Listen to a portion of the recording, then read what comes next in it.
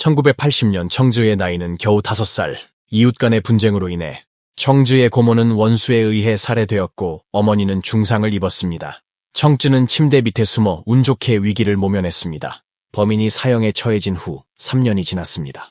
청주 가족이 악몽에서 깨어나지도 않은 순간 이 가정에 또 악재가 일어났습니다. 어느 날 범인의 남동생이 청주 가족이 잠든 틈을 타 조용히 창문을 통해 방으로 넘어갔습니다. 가족들이 미처 반응하기도 전에 범인은 칼을 마구 휘둘렀습니다. 청주는 어머니의 비명에 놀라 깨어났고 어머니가 살인자에게 베이는 것을 보았습니다. 청주가 머리를 감싸며 소리치려 할 때 날카로운 물건이 그의 머리를 스쳤고 심한 통증과 함께 피가 멈추지 않았고 그는 의식을 잃고 쓰러졌습니다. 다시 정신을 차렸을 때 이미 병원에 며칠 누워 있었다는 것을 알게 되었습니다. 청주의 할아버지와 할머니, 여동생, 삼촌은 이미 사망했고 청주와 어머니만이 살아남았지만 그는 그때부터 오른쪽 눈을 잃었고 얼굴에는 뚜렷하게 보이는 공포의 칼자국이 남아 있었습니다. 장기간 외지에서 일하던 아버지는 당시 집에서 재난을 당하지 않았습니다. 그리고 그 후 범인은 계속 행방불명되었습니다. 청주 가족은 매일 마음이 조마조마하고 잠도 제대로 잘 수 없고 작은 소리에도 즉시 깨어났습니다. 하지만 몇 년이 지나도 범인은 나타나지 않았습니다. 청주가 19살이 되던 해에 복수를 그만둘 줄 알았지만 그들이 가장 걱정하던 일이 결국 일어나고 말았습니다. 아버지의 친구가 다급히 달려와서 살인자가 마을로 돌아왔다는 소식을 전했습니다. 이번에는 청주 가족을 한 사람도 남기지 않고 처리한다고 소문을 낸 것입니다. 소식을 들은 청주의 마음은 발칵 뒤집혔고 당시 계속 두려움에 떨고 있던 그는 다시는 가족에게 상처를 주지 말아야겠다고 생각했습니다. 그는 부모 몰래 돼지 잡는 칼 2자루를 들고 화가 나서 곧장 범인의 집으로 향했습니다. 결국 청주로 인해서 범인은 그날 밤 사망했습니다. 청주는 범행 후 도망가지 않았고 현장에서 경찰에 체포되어 고의살인죄로 사형 및 집행유예 2년을 선고받았습니다. 그는 조속히 집으로 돌아가기 위해 적극적으로 형을 줄이기로 노력합니다. 감옥에서 필사적으로 일했고 정해진 수감자의 근무 시간은 오전 8시부터 오후 6시까지였습니다. 이 시간 동안 다른 수감자들은 모두 제 시간에 작업을 완료할 수 있었습니다. 하지만 청주는 다리에 장애가 있어서 일하는 것이 다른 사람들보다 훨씬 느립니다. 그래서 그는 매일 오전 6시부터 오후 10시까지 일했고 매일 4-5시간씩 남들보다 더 일해서 마침내 다른 범인들의 업무량을 따라잡았습니다. 자신의 고된 노력과 적극적인 태도로 인해 청주는 총 3번의 감형을 받았고 감옥에서 20년 동안 복역한 후 최종적으로 2016년 6월에 40세의 나이로 만기 출소했습니다. 출소 후 그는 마음을 고쳐먹고 다시 시작하기로 결심했으며 일자리를 찾아 열심히 일할 계획입니다. 하지만 얼마 지나지 않아 현실은 그에게 따귀를 한 대 갈겼습니다. 자신의 범죄 경력 때문에 일자리를 찾는데 큰 냉대와 좌절을 겪었습니다. 그래서 그는 3륜차를 타고 택시랑 같은 사람을 태우는 일을 했지만 얼굴이 무섭고 신체 장애가 있어 아무도 그의 차를 타지 않았습니다. 수입이 불안정하여 그는 다시 포기할 수밖에 없었습니다. 그가 막다른 골목에 몰렸을 때 위대한 여성을 만나게 되어 청주는 마침내 인생의 새로운 출발점을 맞이했습니다. 그녀의 이름은 푸광룽이고 푸마마라고 불리며 가정폭력 방지 사업에 전념하는 변호사입니다. 그녀는 랴오닝성 법제교육센터의 주임을 역임했으며 동시에 자선활동가이기도 합니다. 90년대 푸마마는 열심히 운영하던 법률사무소를 매각하고 선양의 양광 어린이 마을을 설립했습니다. 입양한 아이들은 대부분 여성이 범죄를 저질러 감옥에 갔기에 갈 데 없는 자식들이었습니다. 여성들은 대부분 가정폭력을 견디지 못하고 남편을 살해한 이유로 감옥에 갔습니다. 푸마마는 부모님이 감옥에 가셔서 돌봐줄 사람이 없는 고아를 조사한 적이 있습니다. 조사한 결과 전국에 이렇게 버려진 아이만 30만 명이 넘는다고 합니다. 인위적으로 이 아이들을 국가고아보장 범위에 포함시키기 위해 그는 끊임없이 노력했습니다. 이리저리 각종 정부기관을 뛰어다니며 마침내 2005년 8월에 랴오닝성에서 부모가 복역 중인 아동을 정식으로 고아보장 조례에 포함시켜 고아 대우를 받게 했습니다. 푸마마 아동촌의 아이들은 이로 인해 고아원에 받아들여져 그 안에서 복지 혜택을 받을 수 있게 되었습니다. 2018년에 그는 예전의 어린이 마을에 다시 양광역을 열어 출소 후 집을 잃은 사람들을 수용했습니다. 이곳은 임시거처로 여기서 한 달 이상 머물 수 없지만 푸마마는 계획이 대단합니다. 한 달 사이 그들에게 일자리를 찾아줘서 이곳을 나가서도 자립할 수 있게 도움을 줍니다. 작년 여름에만 해도 작은 이 공간에 80명 이상이 머물렀습니다. 푸마마는 법제교육센터에서 일할 때 자주 교도소에 가서 보고를 하고 간견을 열었습니다.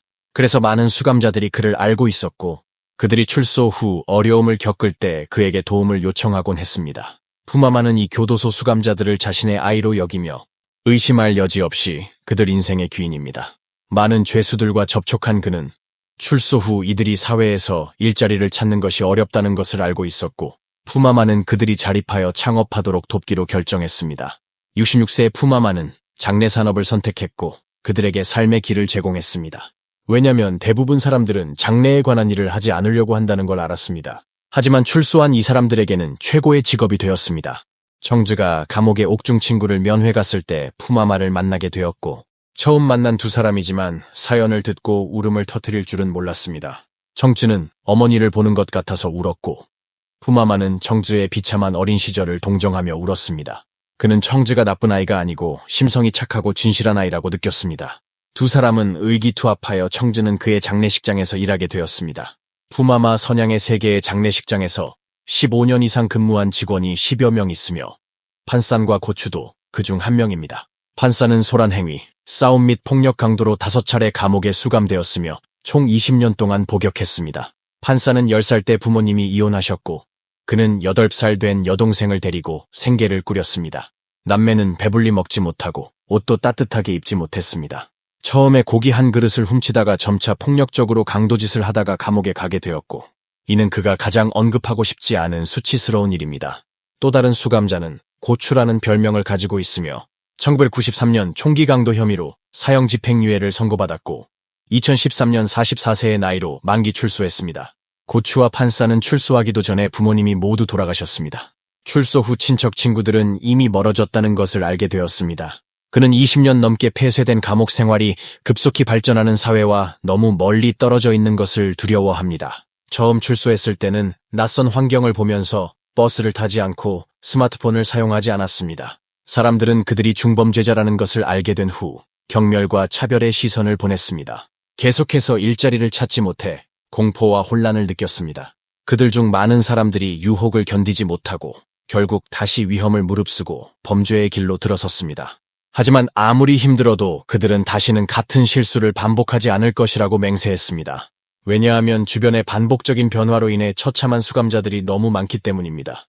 어릴 적부터 부모님이 병으로 돌아가셨고 일부는 정신 이상자가 되었습니다. 그들은 이를 교훈으로 삼아 좋은 사람이 되기로 결심했습니다. 현재 판사는 푸마마의 도움으로 인생의 새로운 출발점을 찾았습니다.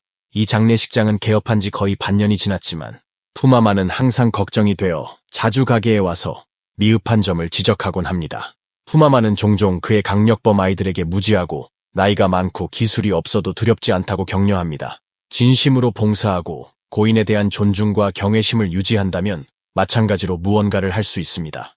따라서 판사는 매일 장례식장을 열심히 관리하고 있습니다. 부모님께 효도하지 못하고 부모님께 아쉬움까지 안겨드려 미안한 그는 눈물을 참을 수 없었습니다. 그래서 그는 항상 고인들을 자신의 친부모처럼 여기며 그들의 마지막 길을 정성껏 배웅했습니다. 판사는 일을 할 때 자신의 원칙을 매우 중시합니다.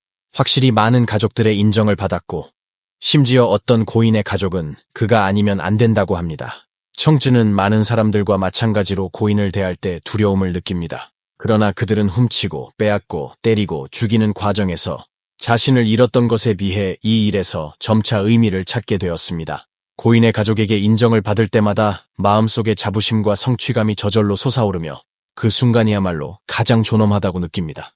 이 장례식장은 대형 병원 맞은편에 위치해 있으며 그는 자주 가게 입구에 서서 맞은편 병원을 관찰하거나 병원 응급병동에 와서 위중한 환자의 상태를 파악합니다. 여가 시간에 그는 자주 병원 옥상에 와서 풍경을 감상하고 자유로운 공기를 마시며 답답한 마음을 달래곤 합니다. 판사는 병원의 고인 가족으로부터 전화를 받아 그들의 장례를 처리하라는 전화를 받았습니다.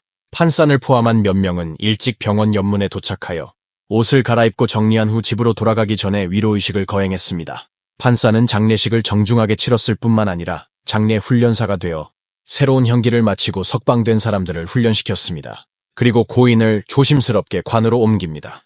회식 자리에서 그들은 담소를 나누며 과거 불법 범죄와 단연간의 감옥 경험을 회상할 때 자신이 아직 살아있다는 것을 매우 기뻐했습니다. 그들은 살아있음에 감사하고 죽음이 두렵기보다 죽음을 맞이하는 것이 가장 두렵다는 대화를 나눕니다.